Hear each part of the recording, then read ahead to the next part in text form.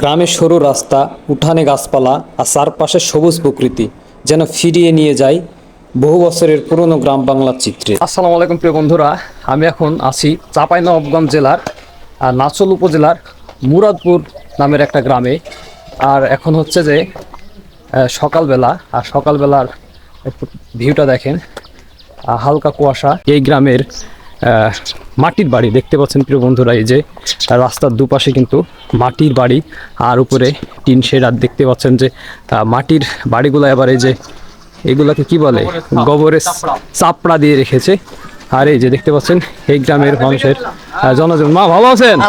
এই তো এই যে মামা সকাল সকাল ভ্যান নিয়ে চলে এসেছে। আর এই যে দেখুন এই গ্রামের জনজীবন কেমন। রাস্তার পাশে রয়েছে এ ধরনের মাটির বাড়ি, শতবর্ষী পুরনো কিন্তু এই মাটির বাড়িগুলো। আর এই বাড়িগুলো একবার বানাইলে আপনার 100 বছর এমন টিকে। আর পাশে আছে দেখতে পাচ্ছেন একটা বেশ চমৎকার ছোট্ট একটা পুকুর।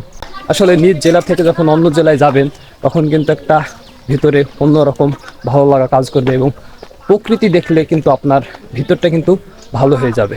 মুরাদনগরে যে শীতের আমেজ এখনও আছে, এই যে দেখতে পাচ্ছেন গরুগুলো কিন্তু এই যে চাদর গায়ে দিয়ে কিন্তু খাবার খাওয়া দাওয়া করছে। এখানে 3টা গরু আছে, বেশ চমৎকার। সকালবেলার এই দৃশ্য দেখলে কিন্তু মনটা একেবারে জুড়িয়ে গেল। এটা একটা মাটির বাড়ি, আর মাটির বাড়ির পিছনে দেখুন গ্রামের লোকজন কিন্তু এই যে নাদা রেখে গরু পালন করছে প্রিয় বন্ধুরা।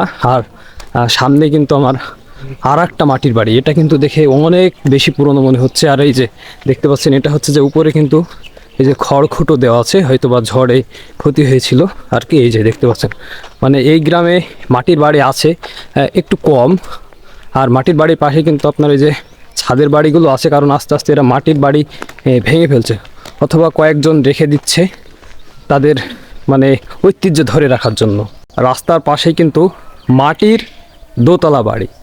আর এই যে আপনার এই যে এই টিনগুলো দেওয়া আছে, এই দেওয়ার কারণ হচ্ছে যে যখন বৃষ্টিপাত হয় তখন এই যে বৃষ্টির একটা সাইড আছে, ওইটা লেগে যদি মাটির দেওয়ালগুলো নষ্ট না হয়ে যায়। তো প্রিয় বন্ধুরা দেখুন এই যে সকালবেলায় কিন্তু এই মুরাদনগরে প্রচুর পরিমাণ কুয়াশা পড়ছে। আর এই রাস্তার পাশে সেই মাটির দোতলা বাড়ি দেখেই কিন্তু বেশ মনের ভিতরে একটা ভালো লাগা কাজ করছে।